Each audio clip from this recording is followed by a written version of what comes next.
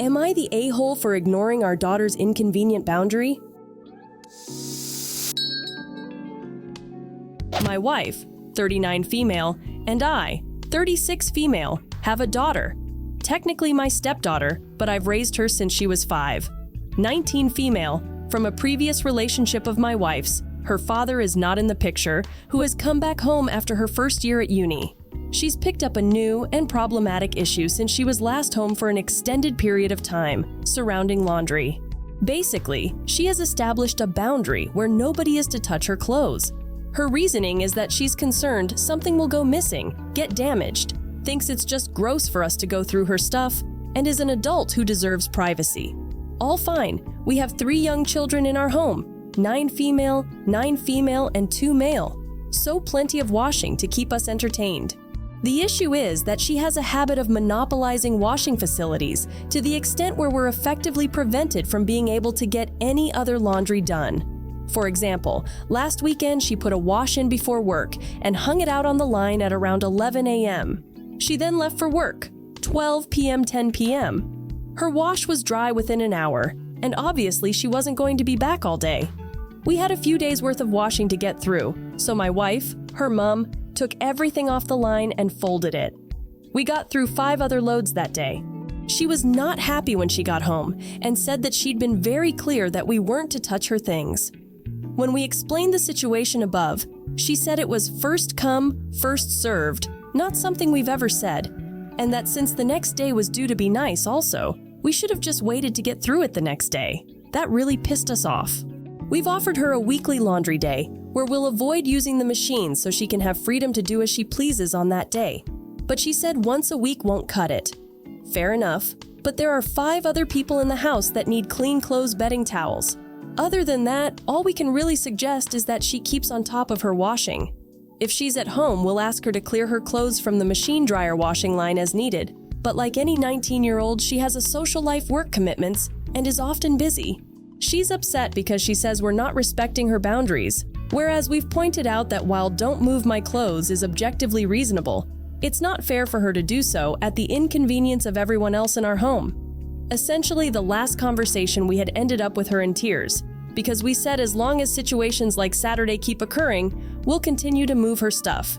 Just FYI, we do fold her clothes carefully and leave them in a basket in a communal living area so they're kept together, in good condition, and we're not going in and out of her room. We normally have a good relationship with her, so this is all a bit unusual. We've asked her if everything else is okay, and she says yes, and seems otherwise normal in and of herself, and she's normally reasonable, so are we being unreasonable? Not the a-hole. This is insane. You can respect her boundaries, but she needs to work within your rules, schedule, etc. She can't just dictate something, then make it impossible to go about your own business. It's ludicrous. The good thing is, you have the upper hand here. If she doesn't want her stuff touched, then she'd better get it off the line before you need to use it. 1. Ask for her input on timing, but being clear there are 6 people living in the house, and she gets the equivalent of 1/6 of the available time to do her wash.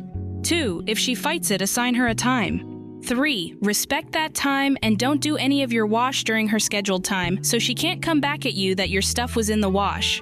4. Go about your business. If her stuff is in the wash on the line and she's not around to move it, you move it. Done. Period. This teenager making rules bullshit has to stop. You are the parents, and it's your house. She also seems to have forgotten that doing laundry at home is a privilege, not a right, and she doesn't pay for that privilege. If she really has a problem with her parents' laundry rules, she is welcome to go to a laundromat. Not the a-hole. It is unreasonable for her to expect you to wait around for her to free up the facilities. If she doesn't like the 1-day-a-week idea, she can take it to a laundrette otherwise. If she isn't around to move her washing in a timely way, it will be moved for her. She doesn't get to set boundaries around the use of common facilities in a home she doesn't pay for.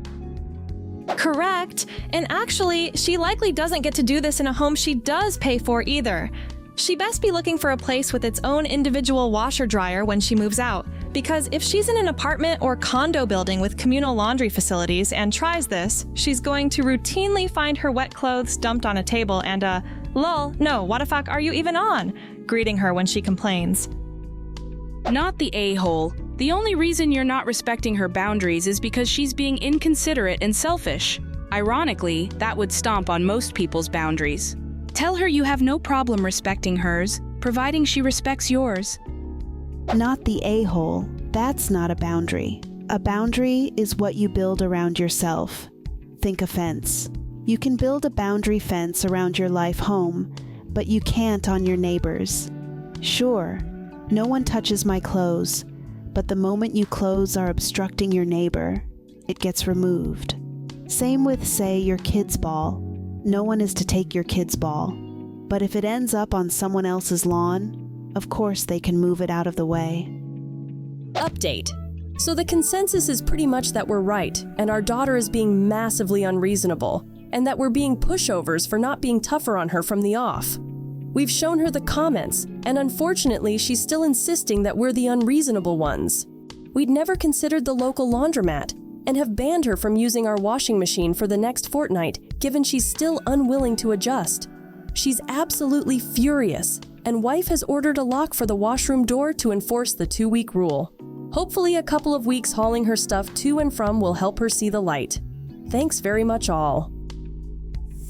Am I the a-hole because I won't ask the teacher to change my daughter's grade? My daughter Inez is in the 8th grade. I am a single parent who is barely getting by. We can't afford the activities for the graduating class like trips to New York, dances, etc. I told Inez this and she seems to understand that we just can't afford it. I got called in to talk to her English teacher over a paper she wrote last month. The prompt was, "What I did on spring break." Inez spent it at home or tagging along with me to my job, but instead she wrote this 10-page story about how she found this door in the office I clean that took her to the past. She wrote a short fiction story instead of the paper her teacher wanted. She got a D. Inez wanted me to convince the teacher to change her grade. I told her that she can't submit short stories instead of homework, so she deserves that poor grade. But Inez said that she doesn't have anything to work with otherwise. She hates English. We are going back and forth. She has a C in English and I told her she is grounded until she gets her grades up. Inez is upset and won't speak to me. I had another meeting with a school counselor who suggests that I'm being too harsh on her and to encourage her to write more. That's not the problem. My problem is that Inez doesn't listen to me or her teachers and acts like she's living in that dimension in her stories.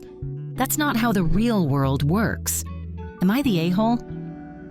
You are the a-hole. Coming from someone who has worked in education for 15 years, I would schedule a meeting with the teacher to better understand your daughter's grade and ask about this assignment, specifically. If there's an opportunity to provide some insight to the teacher regarding her doing absolutely nothing during break and writing a short story instead, then do it. If your daughter actually performing at grade level and not missing assignments, then the teacher is being a bit over the top. I don't get how a D is even possible if she is a good writer. I think this is an opportunity for you to be an advocate for your child in a positive way and show her you care. The counselor is right.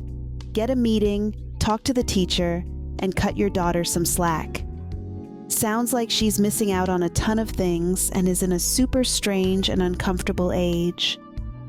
You are the a-hole. Unless your daughter's story was a grammatical nightmare with atrocious spelling, you should be standing up for her. And you should be celebrating her talent and encouraging her to work on it. Ask the teacher one simple question. Since the assignment was what I did on spring break, would this statement at the top of her paper change her grade? While on spring break, I wrote the following short story. Honestly, would the teacher have given her an A if she had simply written, "I spent this spring break at home and joining my mom at work"? No, right? This is such a stupid theme to begin with, because some people simply don't have enough going on in their lives to write a whole essay on what they did during the break. This is a bit of an onion here. First, all the good energies I can send your way for managing single parenthood. Inez had a boring spring break. I'm actually impressed with her interpretation of the assignment, and if I had been her teacher, I was a prof for 15 years, I probably would have viewed her submission differently. Problem is, I wasn't her teacher, and we have no way to really know what the parameters and expectations of the assignment were, and whether or not Inez fulfilled them without asking the teacher. So a few thoughts here. Part of life is learning and applying the rules, particularly challenging when you think the rules are stupid or invalid. Part of life is also learning to deal with jerk-ass people. Perhaps this teacher is one of those. Part of life when you have kids is to know which battles to fight for them. I don't have much advice here, however, because, embellishing for poetic license, my 17-yo may break my psyche into shards of glass. Part is also knowing when you're being too harsh. A little, you are the a-hole here, she's in 8th grade and middle school sucks. You are the a-hole. Speaking as a teacher, that's a lazy, elitist assignment, and her teacher shouldn't have given it. Or should have given some flexibility options for other writing prompts. I bet your daughter's short story was more interesting than 3 paragraphs about hanging out at home and going to work with you. What do you think of these stories? Leave a comment and subscribe to the channel to see more interesting videos.